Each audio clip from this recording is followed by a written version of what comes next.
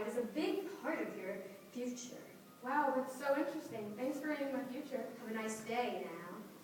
To help you understand what you just saw, we're going to play Are You Smarter Than an 8th Grader? Today our contestant is Mallory, and our 8th graders today are Emily, Eliza, and Megan. Now Mallory, which question would you like answered? 6th grade psychics, 7th grade psychics, or 8th grade psychics? I'll have 7th grade psychics and Emily. Alright, this is your question. What does the card 9 of Swords represent? Well, there's lots of black, and black has to be bad, right? And there are swords, swords, and more swords. Those can't be good either. And the person's covering their eyes, so they don't want to see it. Emily has her answer. I need your final answer, please. Okay, this person is in a bad place and unwilling to face it. Let's see what Emily wrote. That's exactly what I wrote. Congratulations. That is correct. Now, I'll take 8th grade psychics and Megan. What does this card represent? Well, there's a yellow sky, and yellow has to be good. And there are mountains, high up, no success.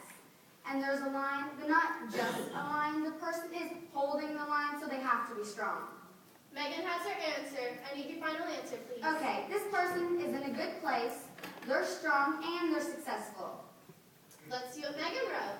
I wrote the same thing. That is correct. Looks like Mallory is my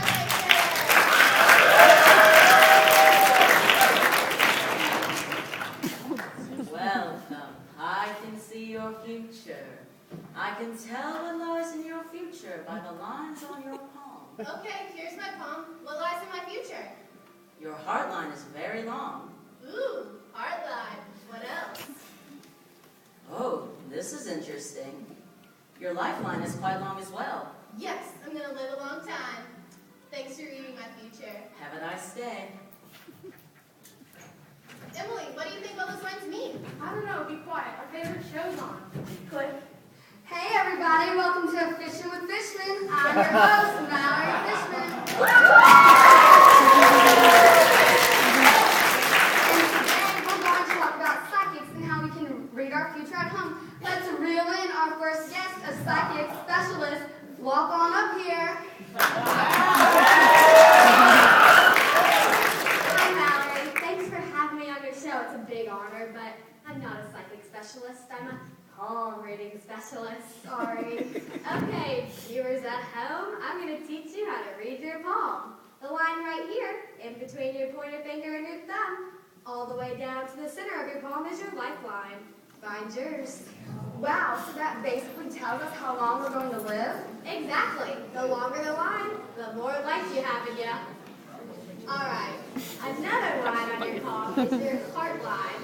Your heart line starts here and extends all the way across. This is basically your love line. The longer the line, the more love you have in your life. Well, viewers, I think we have all learned something new today, and it seems like you really know your stuff. Oh, shucks. We'll be back with more interviews on Fishing with Fishmen. Don't swim away.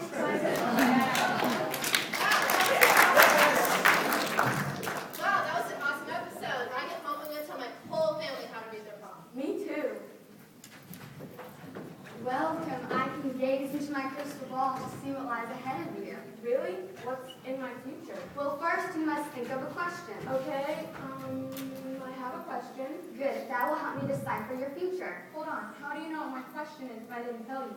Well, when you think of your question, the pictures form in my mind, and then the crystal ball purely becomes an accessory, and what lies in your future is seen in my head. That's actually really interesting. Thank you. Wow, what a beautiful day. Look at the clouds. Hey, that reminds me. When psychics look into crystal balls, it's like when we look at clouds and see different things. Wait, so what you're saying is that different psychics see different things in crystal balls, like how I might see a different shape in this cloud than you? Exactly. Cool. All right, let's try with this cloud. I see a rabbit, yeah. Strange. That looks like a kangaroo to me. Okay, one more. I see a heart. Wow, it looks like a rooster to me. Okay. That was fun. What you just saw were 3 different types of psychic readings. What you might ask is what is a psychic? A psychic is someone who claims the ability to see the past, present, or future. Now that you know what a psychic is, let's see how they have impacted our past. Let's travel through the decades.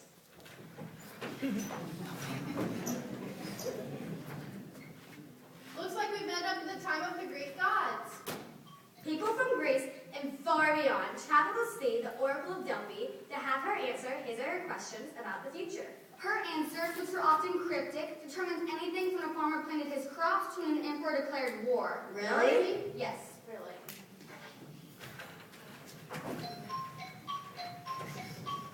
There's another instance in our history which I'm pretty sure most of you know.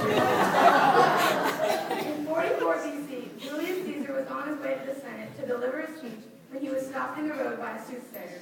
For those of you that don't know, a soothsayer is an ancient term for a psychic. The soothsayer said to him, Beware the eyes of March. Caesar ignored her. That very same day, March 15th, he was murdered in the Senate.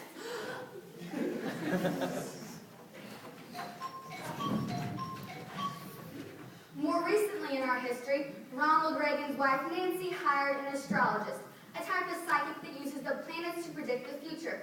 Reagan said that every decision he made while in office went through the psychic first to make sure the planets were in line with his decision. Cool.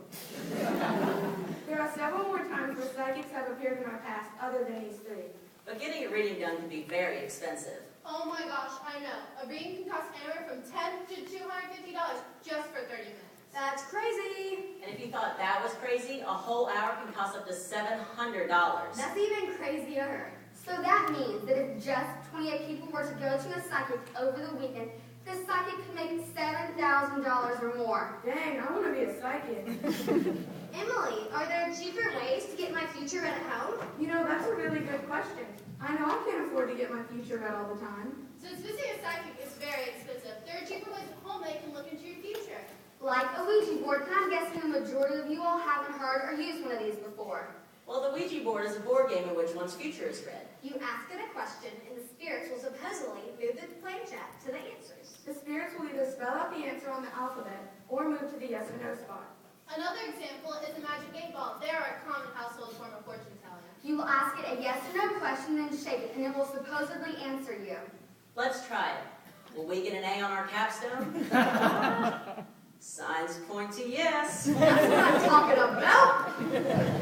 Okay, so whether you get your tarot cards read, Or have your palm read. Or have a psychic gaze into a crystal ball. Or even use a Ouija board at home.